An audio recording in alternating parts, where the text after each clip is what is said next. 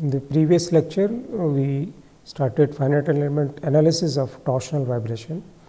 In finite element method, we started with very basic concepts like element, node, and shape function, and gradually we developed finite element formulation for one element, and we developed the mass matrix and the stiffness matrix of an element, in which what we started with the equation which we developed for the continuous system of torsional vibration of the particular shaft. And today we will be extending that particular concept for development of the system equation for using those elemental equation. And apart from that, we will see several examples, how this finite element method we can able to apply for various kind of boundary conditions, especially if boundary conditions are complex.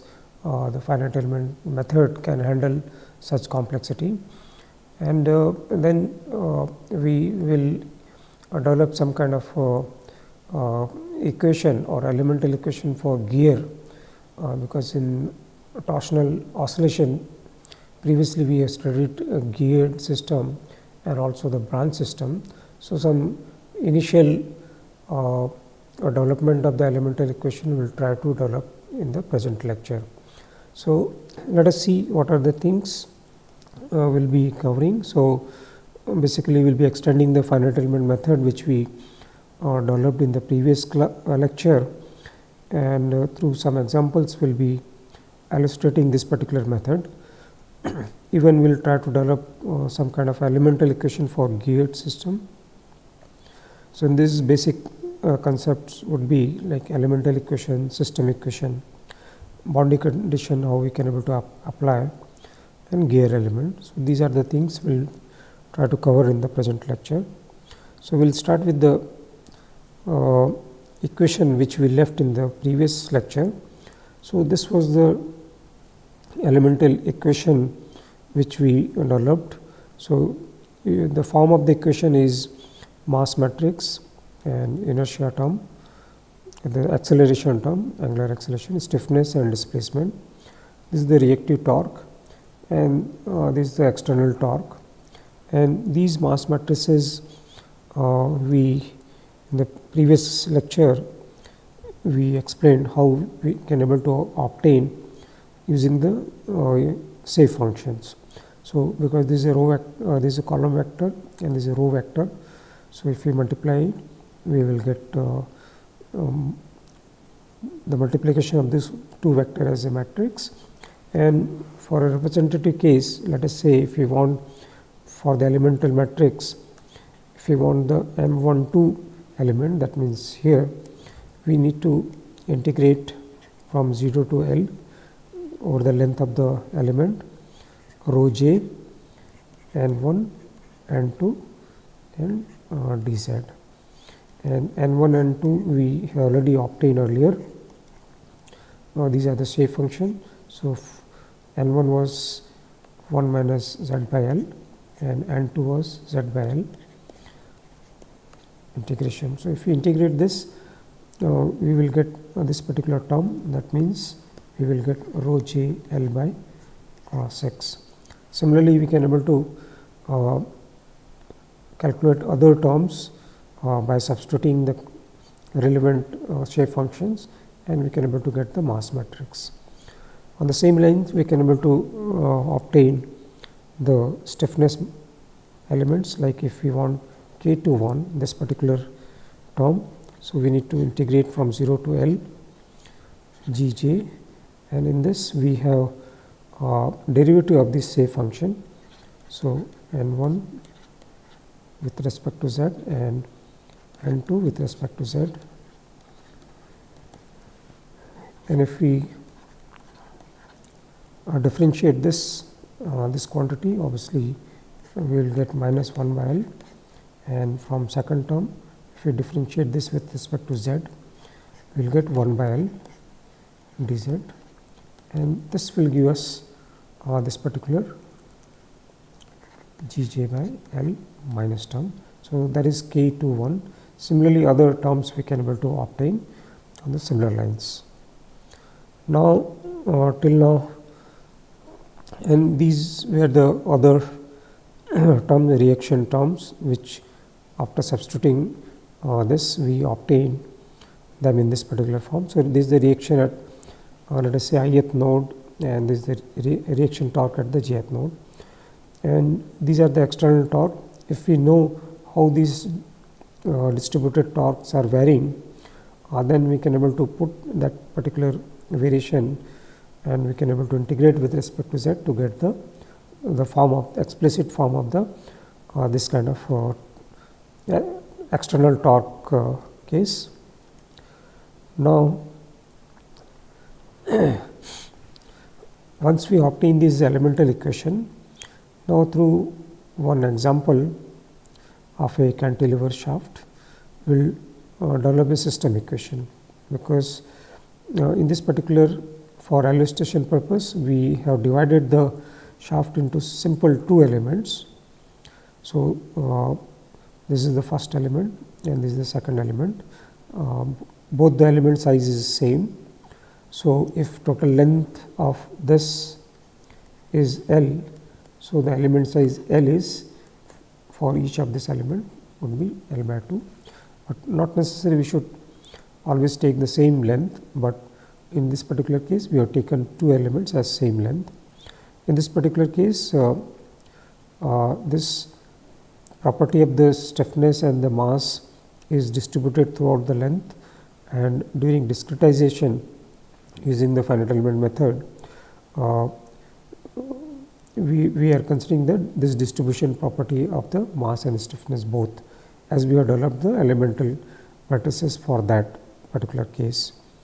And so this is one of the element, this element, and in this element we are assigning the node 1 in the left side, node 2 in the second other side, and this is a local coordinate system, and at each node we are assigning the field variable, that is angular displacement phi z1 and phi z2 corresponding to the nodes. So in finite element method, basically we will be obtaining the displacements at these two locations, and intermediate locations will be obtaining using the shape function interpolation. And this is the second element. In this is the common node to this. So this node is 2 and this particular node is 3, and we have for this also we have local coordinate system z, and angular displacements here is phi z2 and here phi z3, because this is a common node. So we expect during assembly we should have the same displacement at this location, and compatibility of this we have already seen in the while choosing the shape function. Now, once we have divided the whole system into two elements, the boundary conditions will take care of subsequently once we will get the system equation. So now let us concentrate on the element. So for element 1, if we want to obtain the equation of motion for element 1, the form of the equation will be exactly same as we have obtained earlier. So this is a mass matrix. Here for element 1 we had the node 1 and 2. So corresponding acceleration, angular acceleration terms are there, phi z1 and 2. This is the stiffness matrix term.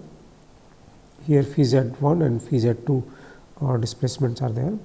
Reaction torques are Tr1 and Tr2. This is minus and this plus, as we have seen earlier. According to the convention, it comes out like this. External torque, if it is there, they will they will be coming here at node 1 and node 2. Now, the second element, the mass matrix, because the size of the element is same, will remain same. Here there will be change. You can able to see now here angular displacement 2 is there and angular displacement 3 is there, angular acceleration. So this is the only difference, otherwise this stiffness matrix remain as same as the previous one. So here also phi z2 and phi z3 corresponding to the two angular displacement of that particular element. Now these are the reaction terms. So this we can able to write it as Tr2, and this is minus Tr2, and this is Tr1 or Tr3, because this is corresponding to the third node. This is the external torque at node 2 and node 3 of element 2. So superscript is representing the element and subscript is representing the node number. Now once we obtain elemental equation 1 and 2, we can able to combine them in as a system equation. So how we can able to assemble them? So let us see. This is our mass matrix. Now stacking up the eigenvector will be like this, because there are 3 nodes in the system. So in system equation we expect these 3 field variable will be there, plus we will be having stiffness matrix, and here phi z1, phi z2, phi z3. You can remove this. So now I am putting, and in the extreme case we will be having the torques. So now I am inserting the first equation in this. So we will be having the common term, that is rho j L by 6 will be common, which will be outside, and here 1 or 2 1 1 2, this is corresponding to this. So you can able to see phi z1, phi z2, phi z1, phi z2. So they will be in the first row, first column, and in the first 2 row and column they will come. Similarly, the stiffness matrix, this is common, so this will be outside. So this will be placed in the 2 by 2 size. So where the phi z1 and phi z2 will be multiplied, they will occupy that position. Here in the torque, you can able to see here we will be having Tr1 and Tr2, and this minus Tr2 will be added. Sorry, this will be Tr2, because at present we have inserted only the first element. So now you can able to see we have inserted the first element, remaining elements are 0 at present. So if we expand this, basically we can able to get the first equation. Now I want to insert the second equation. So second equation, the this particular displacements are for 2 and 3 nodes. So 2 and 3 nodes are here. So this particular 2 term of the mass matrix will come here, because this will get multiplied with the z2.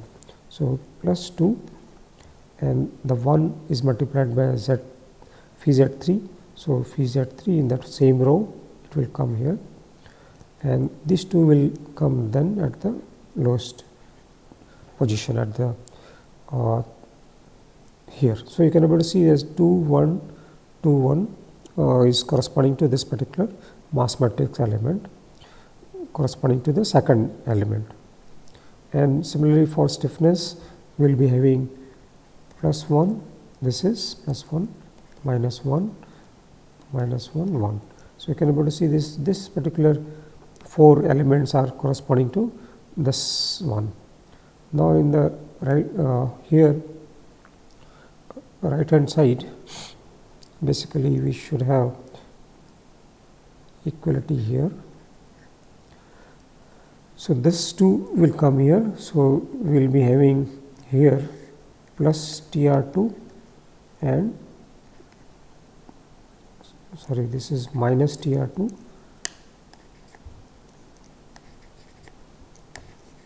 this is minus Tr2 and Tr3. So you can able to see that here Tr2 was from element 1 and this Tr2 is from element 2. They are same, so they will cancel each other at this particular node. So this is the assembled form of the equation of element 1 and 2, and the same thing I have written here. So this is the assembled mass matrix, this is the assembled stiffness matrix, and these are the internal torques. So basically these are nothing but Tr1 and these are Tr2 and this one is Tr3. These are the external torque. So this is corresponding to the element 1 and this is corresponding to element 2. Now once we have assembled equation, now we need to see how we can able to apply the boundary condition of the problem. In the boundary condition we had, this is the element 1, element 2, this is node 1, node 2, node 3. So this at node 1 we have fixed end, so their displacement and acceleration we expect to be 0 at node 1, and this at node 3 we have free end, so it cannot take any torque. So that means Tr3 reactive torque will be 0. So in the system equation, if we want to substitute this, we will see that this particular term will be 0, this will be 0 because this is a fixed end, and this one is, this term will be 0, and these two are equal and opposite. So they are anyway, they are cancelling to each other. So you can able to see we could able to apply the displacement, angular displacement condition, also the torque at the node 3 equal to 0. Now this equation we can able to this we already applied the boundary condition. So this equation will reduce in size because some of the terms are 0. So you can able to see this particular term is 0. So this will get multiplied with the first row. So whenever we try to expand it, the first row will not contribute anything, and so this particular row we can able to delete. Similarly here this will multiply to this particular row, this will get deleted. Now in the right hand side, in the reactions torque, if we see the second one is 0, third one is 0, only thing is the first one is containing the reaction torque at the support, which is unknown to us. External torques will be known to us. So because in right hand side we have one unknown, so this particular equation which is containing additional unknown, we will eliminate from the equation. So first row we will be eliminating in this, that means the first row we can able to delete. This equation we can able to use subsequently for obtaining the reactions at this location once we have solved the angular displacements of the system. So we have removed the first equation, first row, first column and first row in each of these matrices, and whatever the remaining is left out, that will be 2 by 2 matrix, that we will call it as a reduced form of the equation. So that will be basically of this form. This is the reduced form. So these were the boundary condition which we applied in this, and in this particular case we removed the first row and first column of this. So basically you can able to see reduced form is this 4 is coming here, 1 and 2 is coming here. Similarly, this 1 plus 1, 2 is coming here. So this is the reduced form of the equation, and these are the external torque which are known. So now this equation is ready for solution, because now you can able to see this is having standard form as m phi double dot z plus stiffness phi z is equal to some external torque. So, this is a standard form of the equation for multi-degree of freedom system. So, that can be solved either for forced vibration or free vibration.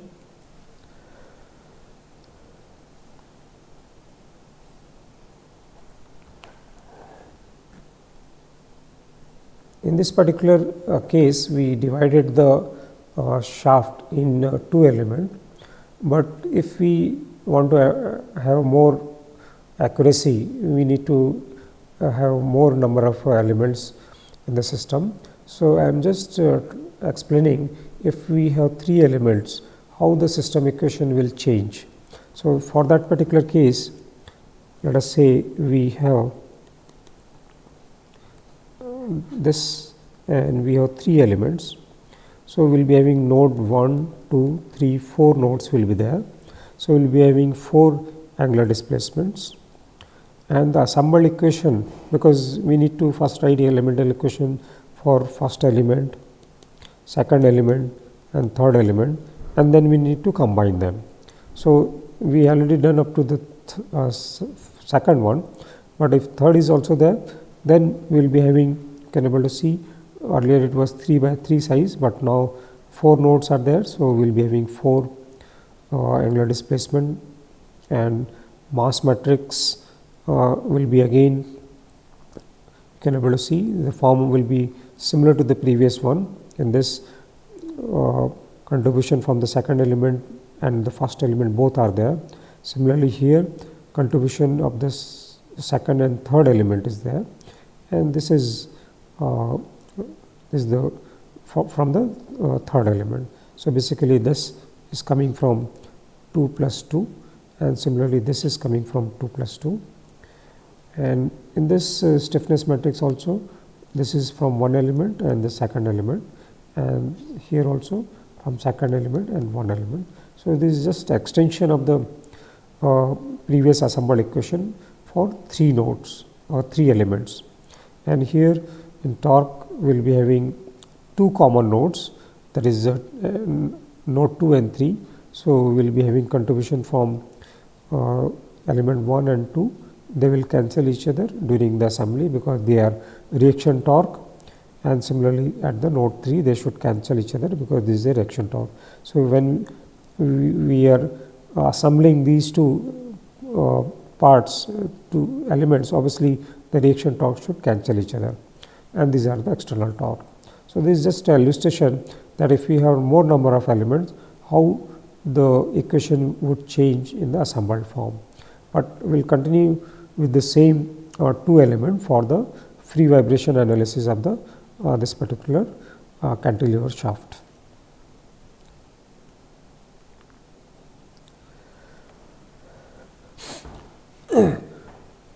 We developed the reduced form of the elemental system equation with the help of 2 element. We will continue with the 2 element, and we will try to solve the free vibration. That means, we will try to obtain the natural frequency of the system using the finite element method. So, for that our reduced form was 2 by 2 matrix earlier. So, we are assuming the solution of that in this form, in which this is the amplitude part, which could be complex, and this is the harmonic part in which the frequency is there. And because that particular equation, the previous equation was containing derivative with respect to the time. So, if we derivate this, we will get this one.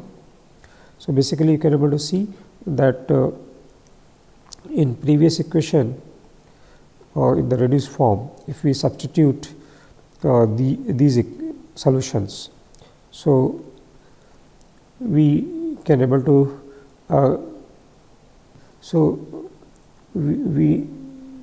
we are substituting this solution in the previous mass matrix. In this we had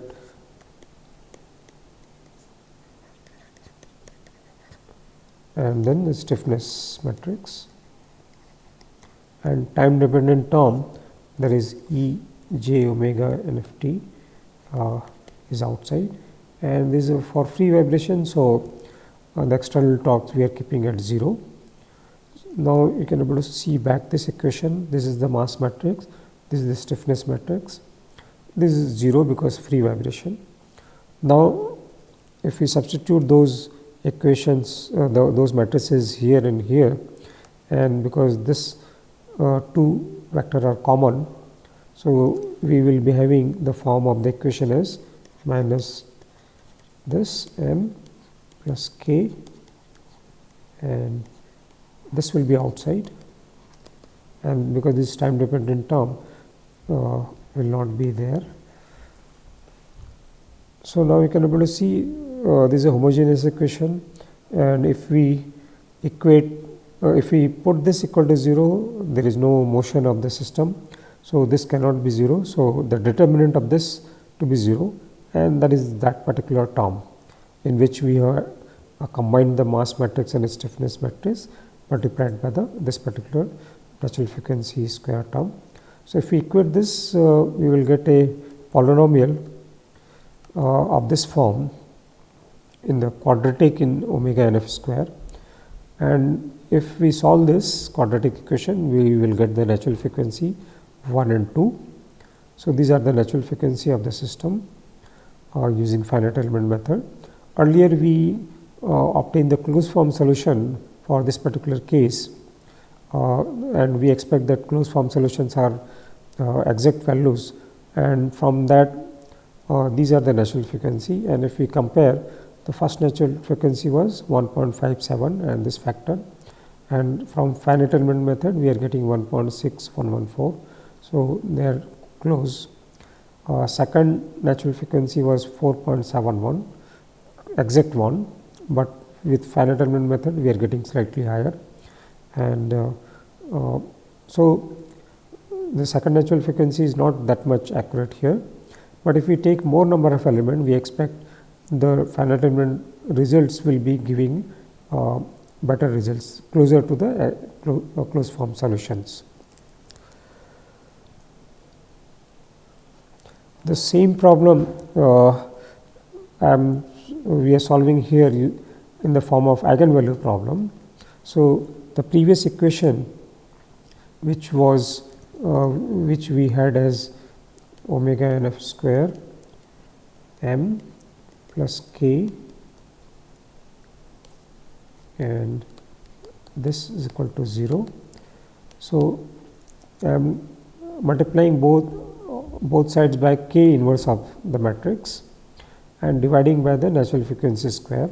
So, if I do it, you can able to see that k inverse into m is a is k inverse into m, and lambda is 1 by omega n square because I have divided throughout by omega nf square. So, this lambda is 1 by omega nf square, and because there is no other term, so this is identity matrix, and A matrix is the inverse of k into m. We can able to do the multiplication of this, we will get this. Now, if we solve the eigenvalue problem of this matrix,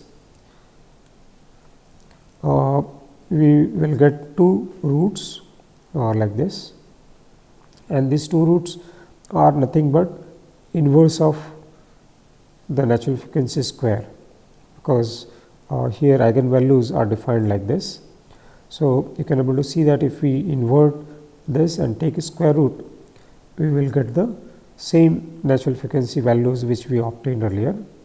So, directly from eigenvalue problem we can able to obtain the natural frequency, and corresponding to that particular A matrix, this is the eigenvector. With software like MATLAB, directly we can able to get the this eigenvector, and this eigenvector is representing how those two particular node, the second and third, are getting displacement, because in the previous equation we had two field variable 2 and 3. So, they are belonging to that, and we already know that at node 1 we have 0 displacement. So, this vector can be extended like this to represent the how at node 1, 2 and 3 the displacements are taking place, okay, and we can able to draw the mode shape. This will be more clear if we take more number of element.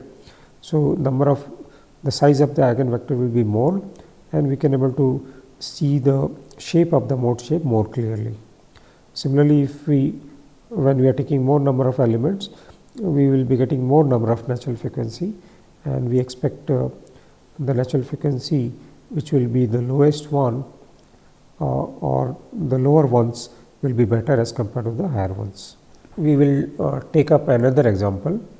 Now, we will see a slightly more complex boundary condition, and we will see how the finite element method can tackle more complex boundary condition. Such boundary conditions, if we want to apply using the continuous system approach, it will be very difficult, if not impossible, but it will be very difficult to apply and get the closed form solution.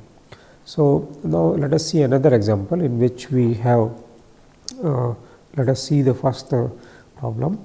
So, fixed end, this is a shaft having distributed property, this is a rigid disc at the free end, and also there is a spring attached at the free end of the disc.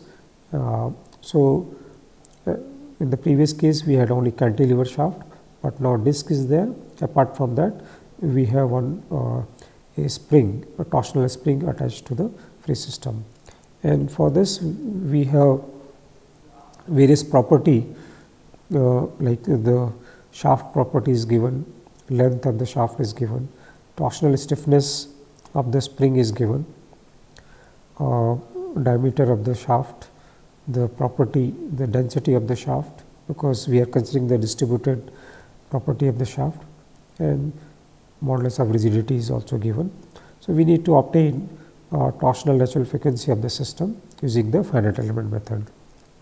So, these are the various property which of the shaft and the spring which are given, and other property which we can able to calculate using this are second moment of area, that is polar second moment of area. Element in this particular case, we will be dividing this particular shaft in 2 element only. So, the element size of that will be half, and these are the other mass property and the stiffness property. Now, let us see how we will be discretizing this particular system. So, as I mentioned, I will be discretizing this particular shaft in 2 elements, and this will be the third element. This particular disc, either we can able to take up along with the element 2 or along with the element 3. So, for this case we will take this particular disc along with the spring or the element 3. So, now I am drawing the 3 elements separately. So, this is the first element having node 1 and 2. This is the second element having node 2 and 3. This particular disc I am carrying along with the third element. So, let us say this is the third element, this is node 3 and this is node 4. So, you can able to see this particular system I have divided into 3 elements. So, first element is this, second element is this, and third element is this. So, total 4 nodes are there, and now we can able to obtain elemental equation for each of them. So, first step would be that. So, this is the same the division of the element, and in this itself we will see that how we can able to develop the elemental equation for this. For that, this is the free body diagram. We will see later this how this free body diagram can be useful for development of the elemental equation for this. So let us write the elemental equation for first element, which is simple. This is the first element having node 1 and 2. So correspondingly, this will be the mass matrix. These terms we already calculated earlier. Here this field variable is corresponding to node 1 and 2. This is the stiffness matrix. Here again the corresponding to node 1 and 2. These are the reaction torque at node 1 and 2. So they have this particular form. Similarly, for second element, which is identical to the first one in shape and size, but only the node number are different. So you can able to see here remaining things are same, only thing is this particular field variable is having subscript 2 and 3, and here 2 and 3 corresponding to the 2 and 3 nodes of the element 2. And similarly, here we have the reaction torque TR2 and TR3. So we have developed the elemental equation for element 1 and 2. Now we will see for third element how we can able to develop the element. So now we are concentrating on this to develop the elemental equation for this. So for this, I have drawn the free body diagram of the these two parts, disk separately and the spring separately. So disk is having, let us say, this particular angular displacement is positive in this direction. So the reactive torque will act opposite to that in this direction, and this will also act in the opposite direction. So this reactive torque is from the shaft. You can see this particular disc is not only attached to the spring, but it is attached to the shaft also. So this reactive torque is coming from the shaft, and this reactive torque is coming from the spring, and this spring is having relative twist of theta 3 minus theta 4, because two field variables are there. So phi z3 minus phi z4 is the relative twist into the torsional stiffness will give us the reaction torque from the spring. Now this is the free body diagram of the disc, and the same reactive torque will act here, but direction will be opposite here, and this will be opposite. Here also the same reactive torque will act, because there is no other forces here. So the torque here and torque here, they should be same. Now let us take the free body diagram of the this particular disc. So we have reactive torque from the shaft, from the spring. This should be equal to the inertia of the disc. Similarly, from this this reactive torque of the spring is nothing but the is coming from the relative twist of the shaft. So there is no inertia, so this will be 0. So now you can able to see that these two equations we can able to combine in this form. So the first equation is here. If we expand the first equation, we will get this. We have substituted the value of the IP and T also, KT also. So the first equation is this equation. If we expand the second equation, that is this equation. So basically we assemble these two equations, and this is the elemental equation for the third element. And now we have obtained elemental equation for 1, 2 and 3 element. Now we can able to assemble them, and assembly obviously because we have 4 nodes. So this vector will be having subscript 1, 2, 3, 4. So this is the assembled mass matrix. So you can able to see this is coming from element 1, and this is coming from element 2, and this term is coming from the element 3, and there is no term here because in the element 3 only one mass term was there. Similarly, in the stiffness, this first 4 are corresponding to element 1, and these are corresponding to element 2, and remaining 4 are from element 3. And you can able to see at intermediate node 2 and 3, reaction torque will cancel each other.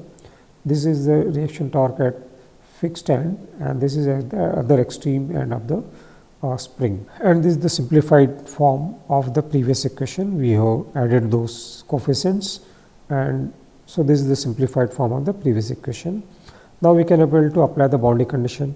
Boundary condition at node 1 is that displacements are 0, and at node 4 also the other end of the spring the displacements are 0. So that means we can able to put this equal to 0, this equal to 0, this equal to 0, this equal to 0. So these are 0. So we can able to see that once we have these 0, so they will multiply with the first row, so they will not contribute anything, and the first and the fourth row are containing unknown, so they can be eliminated and they can be used subsequently to obtain the reaction torque, but at present first and the fourth row can also be eliminated, because in the right hand side they are containing unknown. Similarly, this fourth these 4 will get multiplied with the fourth row. You can see this will multiply with the fourth row. So we need to eliminate them. Here we have 0, I think. So we can able to see that we have only 2 by 2 matrix, that is this one for mass matrix, and 2 by 2 matrix for stiffness matrix, and right hand side is 0. So if we write them separately, this is the reduced form of the equation. You can able to see this was between after deleting rows and column, this is the mass matrix, this is the stiffness matrix, they are this, and right hand side is 0. Now for free vibration we can able to convert this particular term as minus m omega square and angular displacement 3. So, and this will be common. So, as we did earlier, we need to have the determinant of this term to be 0 for non-trivial solution, and this will give us a polynomial in terms of omega and f square, and that will be having this form. And if we solve this polynomial, we will get 2 natural frequency of the system. So you can able to see that using finite element method, we could able to get the 2 natural frequency.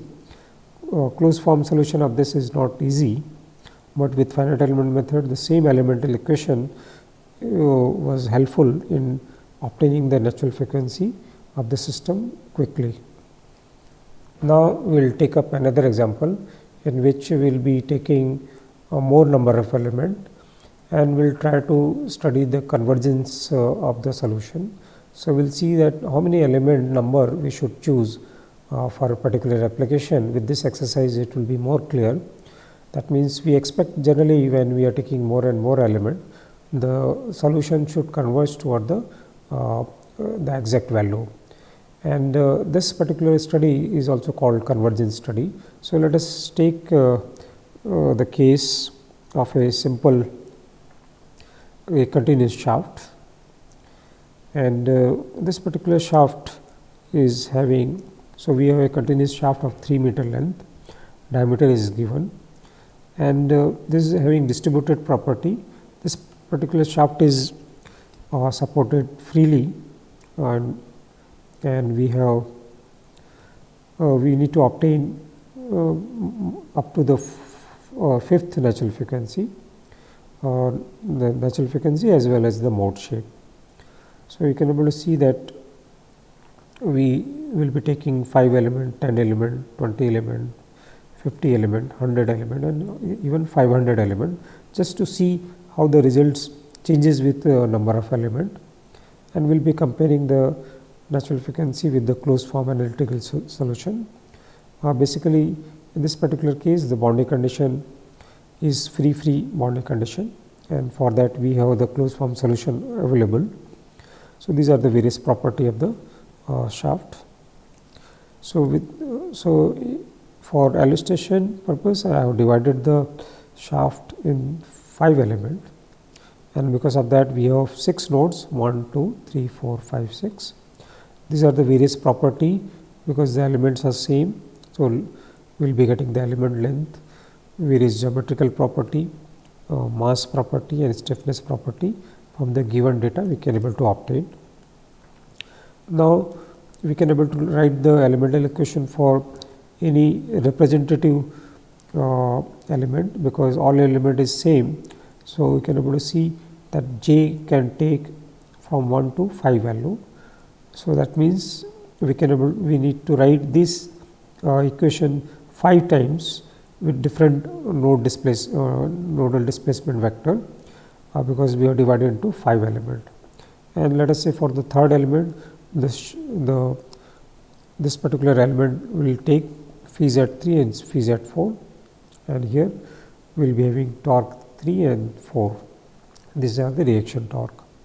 We are considering free vibration, so there is no external torque. So, these 5 equations, such elemental equation we can able to combine, and this is the assembled equation.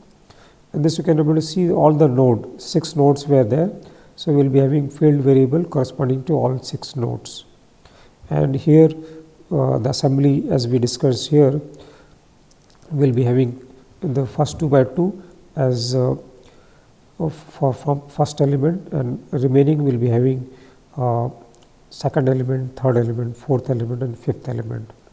And the form of this equation is of this. So, this is the mass matrix, inertia, this is stiffness, and this is the reaction torque. For this because this free condition both the ends are free, so it will be having boundary condition as torque at 1 and 6 as 0. Here intermediate torques at common nodes will be 0, but because of free end this torque will also be 0. So, this is the application of the boundary condition. So, because all vector here are 0, so none of the rows and columns we need to eliminate them. And this particular for free vibration, this acceleration term we can able to write like this. This we already seen it, and we can able to formulate the eigenvalue problem as we did earlier. So, here we have inverted the mass matrix instead of the K matrix. So, eigenvalue will be this one. So, whatever the eigenvalue will be getting, square root of that will be the natural frequency. So, for D matrix, which is inverse of mass matrix into K, we will be solving the eigenvalue problem, and square root of that eigenvector will give these natural frequencies, and that is for the 5 element. So, these are entered here. So, you can able to see this for 5 element. These are the natural frequencies. Then if we want to take 10 element, we will get these natural frequency. We will get more natural frequency, but I am summarizing only the first 6. One of the natural frequency is 0. So, you can able to see that for 10 element there is hardly any very small change in the first natural frequency, but higher frequencies are getting changed more. This is not changing. So, this for 10 element, but as we increase the number of element to 20, 50, 100, you will see that most of the value are changing very little. That means, we can able to see up to 20 element, hardly 0.1 change is there, here there is some change here. So, if 100 is good enough, I think, for the convergence, but just for checking up to 500, if we take the element, you will see that the values are quite stable, and these are the values corresponding to the closed form solution. So, you can able to see for 500 number of elements, we are getting the exactly same as the closed form solution. So, this is the convergence study.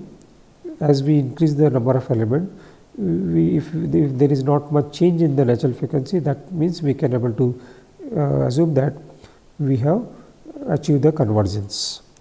And these are the mode shapes. These are the mode shapes which we can able to plot it. So, for first mode, this is the rigid body mode. Second mode is this one. Third mode is this one. Fourth one is this one.